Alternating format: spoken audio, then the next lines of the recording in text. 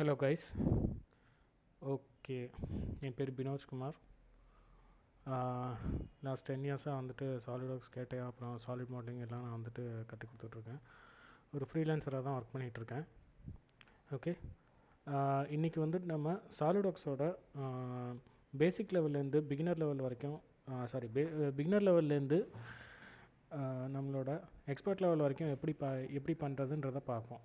இன்றைக்கி வந்துட்டு ஒரு பேசிக்கான வீடியோ தான். சாலிட்வொர்க்ஸில் எப்படி ஒர்க்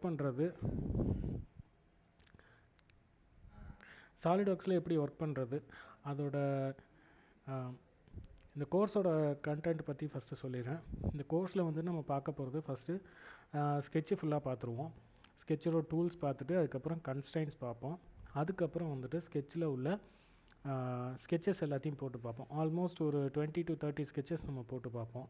அது எல்லாத்தையுமே தனித்தனி வீடியோவாக நான் உங்களுக்கு கொடுத்துட்றேன். ஓகே, நீங்கள் ஒரு ஸ்கெட்சில் வந்துட்டு தனியாக டவுட் இருந்தாலும் அதே அந்த ஸ்கெட்சை சூஸ் பண்ணி நீங்கள் வந்துட்டு போட்டு பார்த்துக்கலாம். ஓகே, நெக்ஸ்ட்டு வந்துட்டு அதே மாதிரியே நம்ம 3D காம்பனன்ட்ஸோட க்ரியேஷன் எப்படின்றத பார்ப்போம். அதுக்கப்புறம் 3D காம்பனன்ட்ஸோட எடிட்டிங் எப்படின்னு பார்ப்போம்.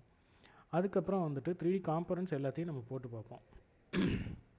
3D காம்பனன்ட்ஸ் எல்லாத்தையும் போட்டு பார்த்துட்டு ஆல்மோஸ்ட் அதே மாதிரியே ஸ்கெட்சஸில் நம்ம வந்துட்டு 20 to 30 ஸ்கெட்சஸ் போட்டால் மாதிரி 20 to 30 வந்துட்டு நம்ம காம்பனன்ட்ஸ் போட்டுருவோம்.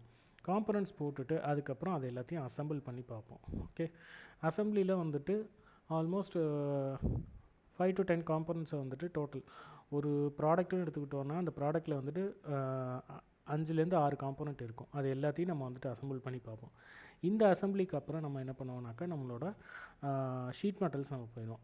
ஷீட் மெட்டல்ஸில் அதே மாதிரி ஷீட் மெட்டல்ஸ்க்குன்னு தனியாக ஸ்கெட்சு தேவையில்லை. நார்மலாக யூஸ் பண்ணுற ஸ்கெட்சே தான் ஷீட் மெட்டல்ஸ்க்கும் யூஸ் பண்ணுவோம். அதனால் டேரெக்டாக ஷீட் மெட்டல் காம்பனன்ட்ஸ் போய்ட்டு டேரெக்டாக காம்பனன்ட்ஸை ஷீட் மெட்டலோட கமெண்ட்ஸ் எல்லாத்தையும் பார்த்துட்டு அதில் காம்பனன்ட்ஸ் எல்லாத்தையும் போட்டு பார்ப்போம்.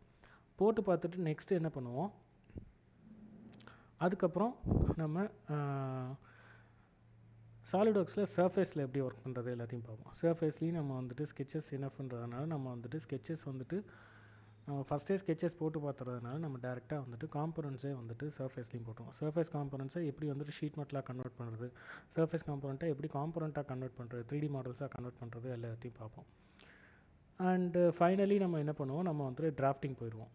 ஓகே, டிராஃப்டிங் போனோடனே வந்து டிராஃப்டிங் முடித்தாலே நம்ம வந்துட்டு ஆல்மோஸ்ட் ஆட்டோகேட் மெக்கானிக்கல், அதுக்கப்புறம் வந்துட்டு ஆட்டோகேடில் சாலிட்வொர்க்ஸ் மெக்கானிக்கலை வந்து நம்ம கிட்டத்தட்ட முடிச்சா மாதிரி வந்துடும். ஓகே, ஜஸ்ட் ஒரு இன்ட்ரொடக்ஷன் வீடியோ தான். நீங்கள் வந்துட்டு இந்த கோர்ஸில் வந்துட்டு என்ன பார்க்க போகிறீங்க அப்படின்றது தான் இன்றைக்கி சொல்லியிருக்கேன் இந்த வீடியோவில்.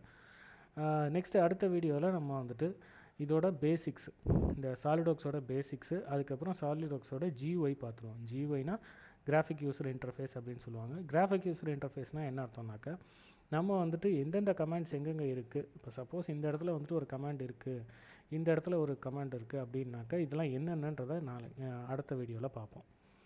அதுக்கப்புறம் வந்துட்டு அந்த கமாண்ட்ஸை எப்படி யூஸ் பண்ணுறது எல்லாத்தையும் வந்துட்டு ஒரு வீடியோவில் நம்ம பார்த்துட்டே வருவோம். Okay, thank you guys.